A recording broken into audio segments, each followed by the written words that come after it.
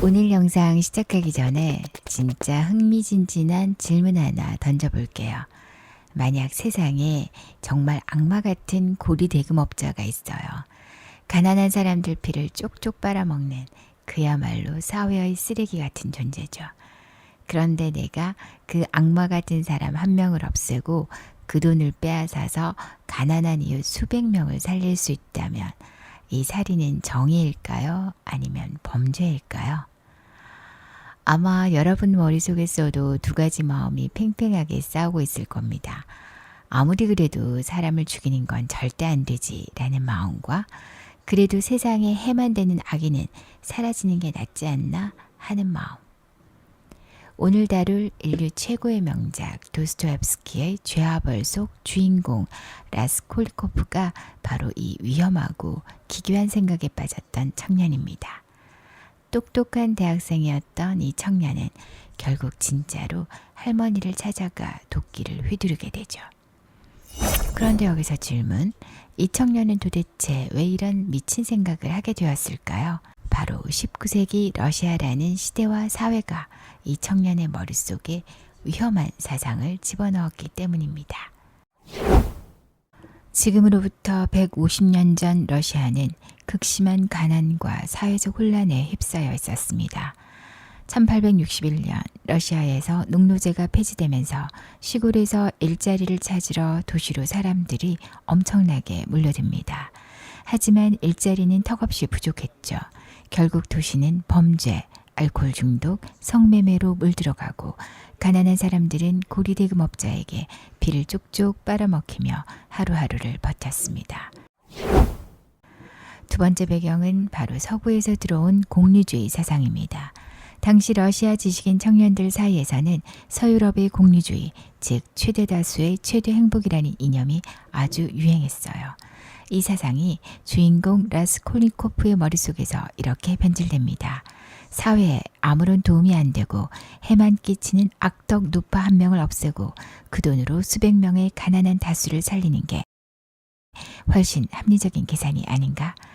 이성적이고 차가운 계산이 살인의 첫 번째 명분이 됩니다. 마지막 세 번째는 라스콜리코프를 완전히 폭주하게 만든 나폴레옹의 초인 사상입니다. 당시 청년들은 나폴레옹처럼 세상을 바꾸는 위대한 영웅을 꿈꿨어요. 그리고 라스콜리코프는 인간을 두 부류로 나눕니다. 험한 도덕과 법을 지키며 살아가는 평범한 인간, 그리고 위대한 목적을 위해 기존의 법과 도덕을 깨부술 권리가 있는 비범한 인간, 바로 초인으로요. 결국 주인공은 내가 과연 그 나폴레옹 같은 특별한 초인일까를 스스로 테스트해보고 싶었던 겁니다. 자, 정리해볼까요? 19세기 러시아의 극심한 가난, 차가운 공리주의, 그리고 오만한 초인 사상, 이 세 가지가 결합해 똑똑했던 청년의 손에 도끼를 쥐어주게 된 것입니다. 주인공 라스콜리코프는 자신의 초인 사상을 증명하기 위해 하숙집 서랍에서 도끼를 몰래 꺼내 고리대금업자 노파의 집으로 향합니다. 그녀는 가난하고 불쌍한 사람들의 물건을 아주 헐값에 잡고 터무니없는 이자를 뜯어내는 악마 같은 노파였죠. 라스콜리코프는 이 노파를 사회에 해만 되는 벼룩 같은 존재로 규정하고 자신의 초인 사상을 증명하기 위해 노파를 도끼로 살해합니다. 그런데 여기에서 예상치 못한 끔찍한 사건이 터집니다. 노파를 죽이고 돈을 챙기려던 순간 노파의 여동생 리자베타가 현장을 목격해버린 겁니다. 리자베타는 노파에게 매일 착취당하고 매맞으며 살던 아무 죄 없고 착한 여인이었는데요. 당황한 라스콜니코프는 결국 자신의 범죄를 숨기기 위해 이 불쌍하고 순진한 리자베타까지 도끼로 찍어 죽이고 맙니다. 가까스로 현장을 빠져나온 라스콜니코프, 그는 훔친 보물들을 담장 돌 밑에 숨기고 범증을 완벽히 없애는 데 성공합니다. 경찰도 증거가 전혀 없어서 그를 잡지 못하죠. 하지만 진짜 벌은 그때부터 시작됩니다. 나는 나폴레옹처럼 위대한 초인이다 라고 믿었던 그가 살인 직후부터 극심한 환각과 열병에 시달리며 무너지기 시작합니다. 환각 속에서 자꾸만 살해당한 노파가 자신을 보고 비웃는 환영에 나타나고 조그만 소리에도 놀라 비명을 치를 만큼 영혼이 갉아먹히게 되죠. 여기에 그를 완전히 말려 죽이는 결정적인 인물이 등장합니다. 바로 예리한 수사관 포르피리입니다.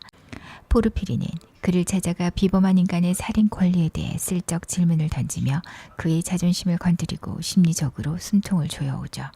체포당할지도 모른다는 공포와 내 오만한 사상이 틀렸다는 자괴감 사이에서 주인공은 감옥에 갇히기도 전에 자기 자신이라는 감옥에 먼저 갇히게 됩니다. 피말리는 죄의식 속에서 파멸에 가던 주인공 앞에 그의 영혼을 구원할 한 여인이 나타납니다. 바로 알코올 중독자 아버지를 대신해 가족들을 먹여 살리려고 스스로 성매매 여성이 된 소냐였습니다. 소냐는 가장 비참하고 더러운 현실 속에 살면서도 타인을 향한 희생과 순수한 신앙을 잃지 않는 인물이었죠.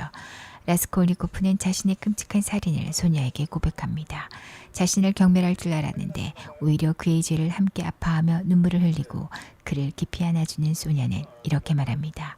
지금 당장 사거리에 나가 땅에 기싸우고 내가 사람을 죽였노라고 세상에 자백하세요. 자신이 만든 차가운 논리와 오만함으로 세상을 단죄하려 했던 라스콜니코프는 아무 조건 없는 소녀의 숭고한 사랑 앞에서 마침내 자신의 오만함을 뉘우치게 됩니다. 결국 그는 경찰서로 찾아가 자수하고 8년의 시베리아 유배형을 선고받습니다.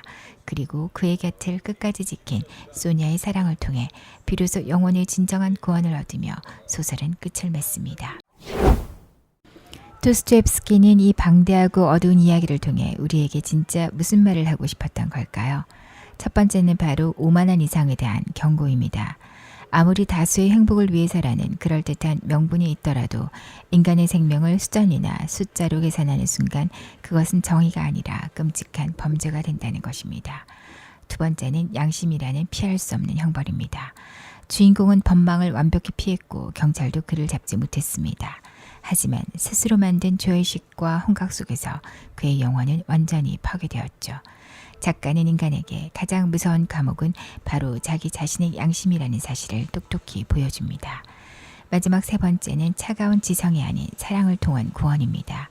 자신이 세상에서 가장 똑똑하다고 믿었던 오만한 청년을 무릎 꿇린 것은 잘난 학자들의 이론이 아니었습니다. 가장 낮고 비참한 곳에서 타인을 위해 자신을 희생했던 소녀의 숭고한 사랑이었죠.